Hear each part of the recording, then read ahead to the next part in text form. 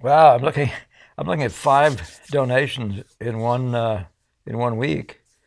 So I want to thank you, Theodora, Maria, Gail, who says Happy Holidays, Nicholas, and David, who's a second-time donor. Thank you, guys. Do appreciate that enormously.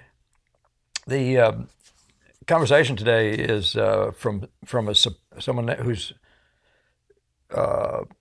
name looks like Seporpn. You can see it here. There's just some uncertainty on appropriate stopping points for a painting to continue.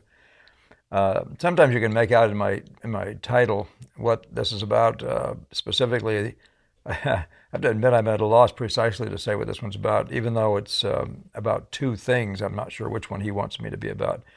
There's just some uncertainty on appropriate stopping points for a painting to continue. So, yeah, the question is, do you mean stopping points, uh, or do you meaning the end of the painting? When is it done, or do you mean uh, where's a good stopping point for picking up tomorrow? Um, so, does it matter? And I'm trying both direct and indirect painting techniques. So, Seporpn, I just want to say I'm not the indirect painter. I don't glaze. I don't do grisaille. I don't do those things. I've done them all, but I don't do that, and I'm not anything like trying to talk to you from that vantage point. I'm the guy who's a direct painter. We call it impressionism. We really mean not simply Monet. We mean direct painting from life, and with the intention of really powering up the truth and drawing forth the beauty of what we see in front of us. So if that's not, when you're in the two of these things, when you're saying direct or indirect, I'm doing direct. So and there are various ways that people do direct, and various ways they even mean the word direct. But uh, because some people call it direct painting just because they're painting what they see in front of them right there on the spot. But there are various different kinds. Different people use that in different ways. But your question is about stopping points, and I'm going to give you just a run through of the Boston School pictures, so you can see what two different sides of this. I'll just talk about both sides of this. I'm assuming you might mean, so I'm going to show you starts. I'm assuming you might mean, where to stop. How do you know where you're at a good stopping point? And it says you do say to continue. And the other part of it is how do you know when you're at a good stopping point? Period. And let's just look at that. Let's look at some pictures with that in mind. And I'll show you a couple of a start of mine as well as a finished picture. So here's Benson. These I've shown you before. You see a start down in the bottom left corner. The approach basically that I find the Boston School taking is pretty similar to mine, and that is you want to be in the room while the painting is. For example, you're outdoors. You want to be there while the light is the same, and you want to stop when the light stops being the same. That leaves you with a stopping point being whatever. You just suddenly realize you can't do any more work and keep the continuity of the color scheme or the relationships of the light effects uh, uh, because some of them have shifted to something else, and you don't just keep drawing. Okay, so that's our way of painting. So a start like that uh, is forced. There's a certain ending to the start forced on you. And one thing I'd say, when you say does it matter, well, you have to pick up the next day or whichever day you come back in. So in some ways it does matter. I mean, in that sense that, for example, uh, um, if the painting is tacky, it starts making more difference than if it isn't. So, um, and I really shouldn't be saying that because that sounds more like a picking up point than a stopping point. So you can start 2 days later if the light is the same. So let's leave it at that. But when you see the one on the right, we could talk for a second. Oh, and in fact, on the one on the left, the start, basically the idea is to cover the canvas, to make sure you've covered the canvas because we are all over the canvas at once in the start of these kinds of paintings, and we mean to close out the canvas and have it covered. Part of the reason for that is because you need to see all the elements that are at play, visual elements that are at play. So you want to get all the elements on the canvas. You want to get them on there fairly early on, but intelligently, so you can actually see them interplaying with each other. So something like, say, the top of the hat in this picture here. Oh, I forgot to go and look. Somebody offered to show me how to make this arrow better. And I thank you for that contribution to my education, and I didn't go do it. I apologize. So here I am stuck with this. I have to try to do that tonight. So here we are. So you're hitting light notes. We're in the class of white, and this is in a light note. This is a light note. You want these light notes out there so you can see them in relation to each other. The same thing is true of the red, shall we say. You need this. You want this red out there, but you need this one to confront it. You need this one to relate to it. You need your darkest dark and your lightest lights, whatever they are. You need all these players at once out there. So there's this whole process that we're going through. But at the end of the day, when you stop, you're trying to have all the stuff you need to have in place for the next day, which you really don't. Suppose it was 2 or 3 days later. You can move paint if you're a direct painter and you're painting wet into wet. You can move paint all day long. You can push whites out into darks. But after it's dried, pushing a light in over a dark isn't much of a good idea. First of all, because the lights, and particularly the whites, tend to become more and more transparent. And what will happen, and you see this in Sargent and just about everybody, so when that day you came in and decided to move this sleeve out right over the top of that dark, if everybody follows my slow-moving arrow, you'll have a problem. In a matter of years, you'll see the echo underneath of that background, that original line. You'll see it down here somewhere, which is, it's sad because you don't expect paintings to last forever, but you certainly don't want to start showing up echoes like that in 5 years. And ideally, you don't want them you want these things to maintain their sense of being unified visually right through their lifetime of a painting, which can be hundreds of years. So we would want the interplay of these guys because there's high contrast there. We'd want certain placements, like this one here, some of the key parts of this. And we'd take the approach, of course, if you're going to err on the side of making the lights too big. So sometimes at the end of a day, in our way of painting, we will push these lights out. So if you find yourself stuck like that, you just take either a palette knife or take a brush. I prefer the brush, and then just get yourself a goodly amount of this paint and push it right out into the background and lose that edge and come back and attack it again tomorrow. So there are things you do at the end of a day when you're a direct painter to make sure you don't have problems the next day.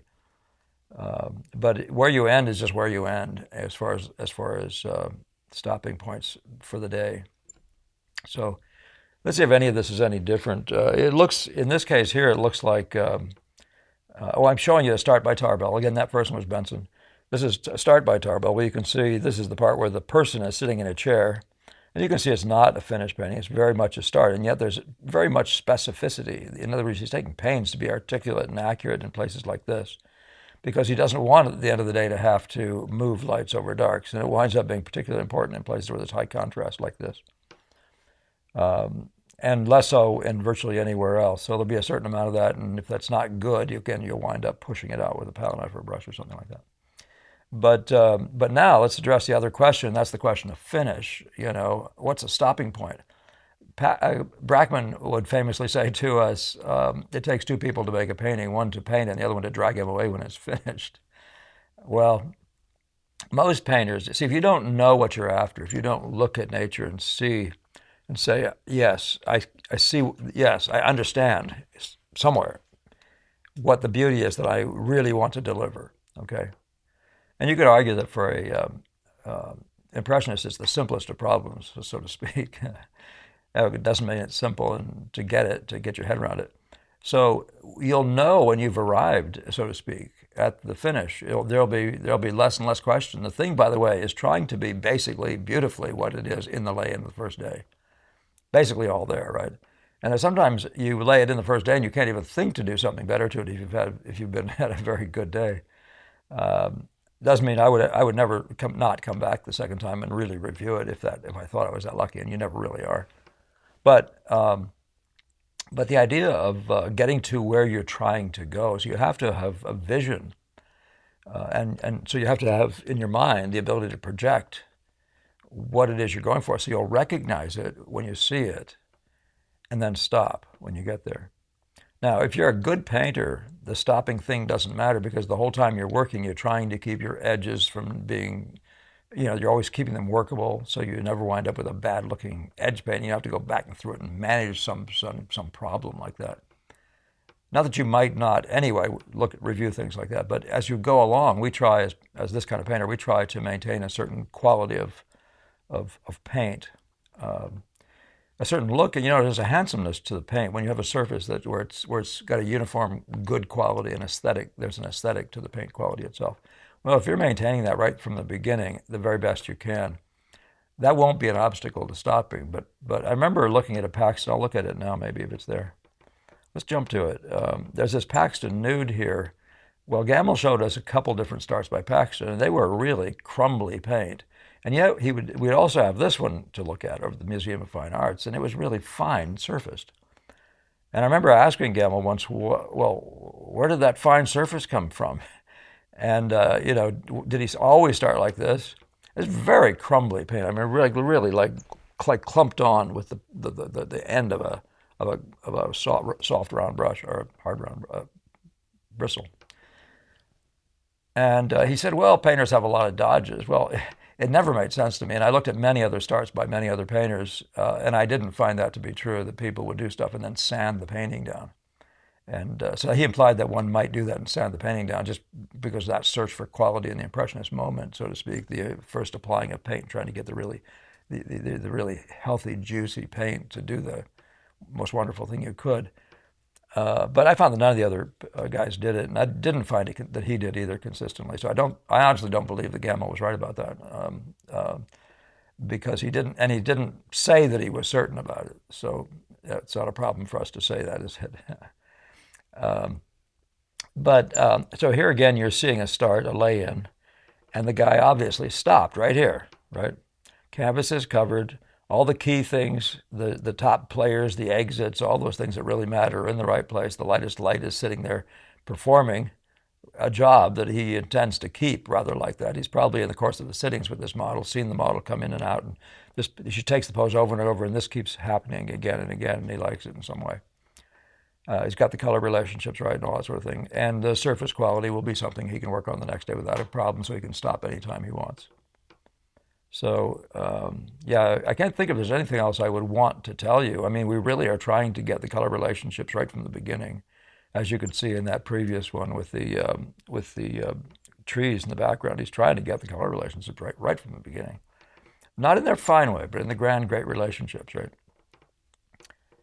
So, but I'm showing you this one because I want you to take a walk from here to there, right?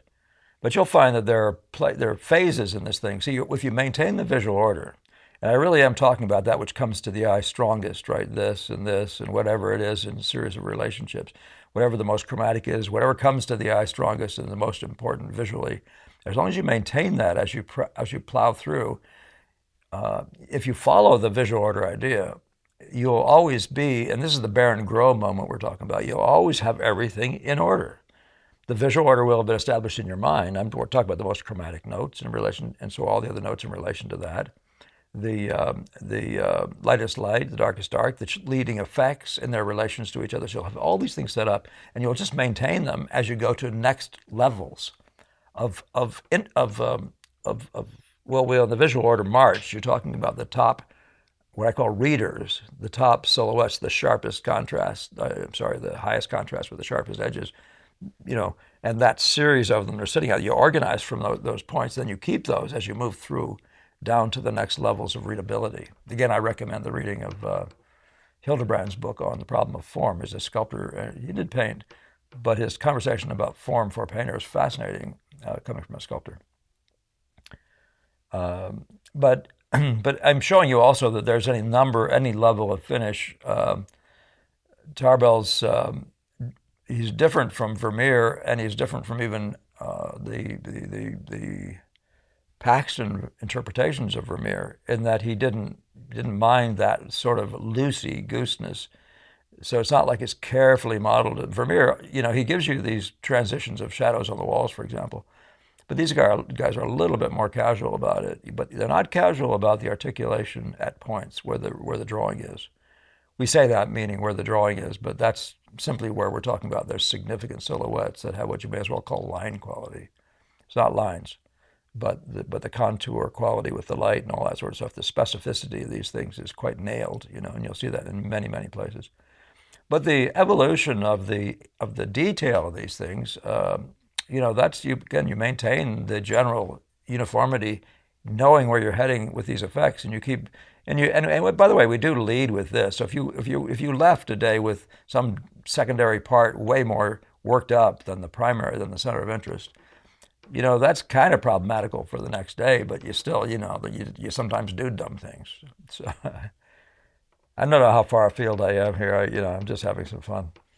This is Decamp, and you can see in the finish of this painting, which has no end of magical music, much like we talked about early on with the Benson, we always talk about with the Benson, and that is that capacity to do magic, without finish. And so without fineness, which is a better word than this is finished. Everything is right in relation to everything else, and the big game, the music is all there. And if you're a realist, you don't understand that model. You may not understand that model. If you're a realist, you're actually sort of stuck on who can get the most angels on the tip of a pin. But now we're looking at Decamp, though, and so you can see that this sort of, and the drawing that we sometimes have shown you, this area, is like this area, and that it's evolved by the leading points. This whole thing would have been laid in like that. And as I said before, you would be drawing forth the center of interest area and making that lead the way. And then these guys you may find, this thing is magic without that, and I don't even know this. So there's this failure to be dedicated to realism. And I think sometimes the Gemmell thought that was a flaw, that it really wasn't a high model of what great Western painting ought to look like, And he was kind of dogmatic about that. You can read his writing about it. But I don't agree with him, actually, and that's just one of those things that, the older you get, the more you have expertise or knowledge, the more you can discuss the fine points with a person like that, who's had his own background of 80 years or whatever. But this one here, I wanted to show you this one because it isn't very every day that we get to look at something as finely worked up as this passage here. And by the way, even in these parts that are just started, rather, or more ahead of other parts, you can see this amazing skill this guy has. This guy is a painter of the first order. When you talk about painterly painting. And this is just this picture is actually just worked up more and more in sort of every area. It's worked up more than certain parts of this one are. But I just wanted to show you something in the background, sort of relatively weak, and I wanted to show you can go to any level of fineness you want. Again, I need to be talking about something else, though. When do you stop? Where's the stopping point? So as long as you stay in visual order, there's no need to have stopping points in paintings, and that really is, in a funny way, that's the final point.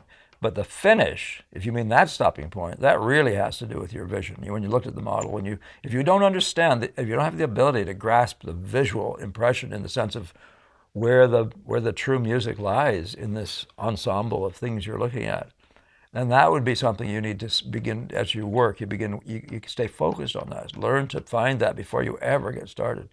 And then you'll know when you're finished, as I like to. One of my students was having a lot of trouble with that, and he seemed surprised when I said one day that we have to have a preconceived idea. And you do, right? You surely do. Now, what I'm showing you here, and I've said to you before, this is a lay-in by Paxton, and you can see how relatively loose it is, and it's very articulate in certain places, less so in others. He's more careful. He's more in the model of the Gérôme thing, where there's a lot more. I wouldn't be surprised at all to know that there was actually line work under this, but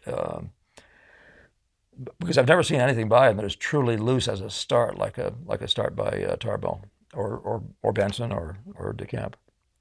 But the ability to get from a start like this, and again, let's forget that we're talking about that ability. It's really the wrong point. You want me to talk about where you stop, and again, this may be two sittings, but in the first sitting, he probably had everything about the composition in the right, everything was in the right place. All the major locators were good and well said, visually well said, articulate.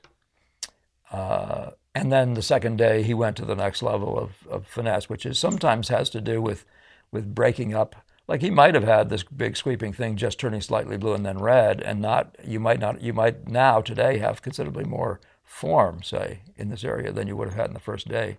But still, there's nothing about the finish. You can stop any place you want in our kind of painting. I just want you to know that. Indirect painting, I don't know about. And, if you're trying to glaze and something, you definitely have drying times and things like that. So I wouldn't know what that is, what you really need to get finished today because of what the problem's going to be if you have one part, if you just keep picking on little parts and opening up areas wet. One of the nice things about direct painting, when we use the minimum amount of medium and you just use the right amount of linseed oil, is typically you're drying, at least in New England here, mostly is you're good to paint over a dry surface on the not the next day, but the day after. But that's more about picking up than ending. One of the things about finishing, about stopping points and stuff is actually that's not. Let me just. I keep on dodging off into other points. I won't do that to you. I wanted to show you this as a figure though, and then to show you a more finely worked up, phase of it. This picture, the glare and stuff like that, there's certain parts of it that feel like they're non-visual, and that is frustrating. But a lot of times the realist, the figure is the thing, and then you start thinking of parts like drapery as abstractions, as their own parts. Here's this object, there's that object, The real impressionist, that is the guy who's working from appearances only, is always concerned with the unity of the relationships, and you don't wind up with things that look like a cutout, a drapery like that. But now I'm just talking about these guys in general. I'll stop talking about that. So let's talk about mine. This is one I've shown you before. This is the start of a figure painting. And all I'm trying to do by the end of this start, my stopping point, has to include having this, if not in exactly the right place, it has to be too far that way, right? And what I'm trying to do is get key things like this in the right place. This thing around this bend, that little spot, I want that point in the right place. These essentially are my top and bottom in this picture, and I'm trying to fix those points. So if you have, but if you err, you make sure, for example, there's an angle relationship between this and this. If you err in terms of this one, make sure you make it too far that way, right? Just the same old thing. And that would be a little less true here, but somewhat, because the contrast isn't as great. So you'll see this figure being a little bit wider, perhaps, than she really is, than she will be at the end. But there's nothing about this that doesn't just let you stop whenever you feel like. There's nothing. And the only reason I brought pastels over, this is a pastel, and I brought it in, it's a finely finished one, but I start the pastels the same way. And at some moments, the pastel is actually more difficult to manage wet into wet because you have fewer layers. You can only have maybe 5 layers. By the way, it's just interesting that most areas of painting, you don't even use 5 layers. You might use 3 or fewer, just because of the way we work is getting right to the point. The idea is to get right to the point. And there's been passages in my paintings, maybe like this or a hairline or something, where I never had to touch it twice. But in a thing like this, there really is nothing in a pastel that stops you. There's nothing that says you can't stop now, you can't stop now, or you must stop before you do that or something like that. The only thing I try to do is make sure by the time I get to the end of the day that everything's in order. And then every stopping point is good, unless you have a major problem with something about the paint itself. So I think I should stop on that note. I don't know what else I can say. I didn't think this would even go this long because but I did want to say this one thing, and that is that your questions, you need to come in. If you could work the questions when you ask them, work them up a little bit more. A couple of you guys work them up a little more so you're more sure what you mean, and I can be more sure what you mean. Okay. Because I don't really like the idea of having to guess that you mean. Do you mean the finish of the finish? Like how do I know when I get to the end? How do I notice I can now sign my name? Or if you mean how do I stop on a given day, which it looked like you were saying. So our way of painting is a total mercy that way, and that's one of those things that I'd like to introduce people to it because of. It's just one of those things where you don't have to be fighting your medium, constantly fighting your medium. Being kicked around by it doesn't mean you don't have some disciplines you really must gain. But okay, well, once again, thank you. 5 donations, really nice. Thank you guys for sharing the nice comments. Thank you But again, give me more. These are perfectly good questions if you can keep them a little bit clearer for me. And they don't have to be complex ones. You know, and you can see I can take 20 minutes on anything. What does it come to? Oh, yeah. Uh, but so yeah, keep it coming in. Somebody was asking me to talk about Philip DeLaslo, and I've never been a fan of Philip DeLaslo. I think he's a very second-rate painter of the type of painting he is. And see, but then I hear myself saying that, and I don't want to bring somebody in the room to trash him. And I may talk about DeLaslo as a matter of talking about style and the dangers of style, but you know, I really wish you would ask me a specific question about something he's doing, and then we can actually make some comparisons between other ways of working. And I think that'll be more beneficial. But for me to critique painters from other times, you know, I was hesitant even about the Bouguereau one, but as long as there was a vehicle there, one of the things I could talk about DeLaslo about, you know, is to simply show that he doesn't have much love of the search for color. You know, he's much more of a formulaic painter. I can just show you the differences, but all it does is sort of celebrate the Boston School way of thinking. And you know, those guys like Sargent who actually found that the color thing, the light color thing that Monet uncovered was really important and incorporated it into his work. Anyway, I got off track. Thank you for sharing. Thank you for and this is number 196 or something like that. We're almost at 200 and we're almost at 2,000. Uh, Subscribers, and we really do plan now to do a show. We're thinking it was a Christmas show. We're planning to do a show, I think, live on January 2nd for all of you subscribers. So thank you very much, and I'll try to get you more information as we go along. Okay. So next time, be sure to send your comments. All right. Toodaloo.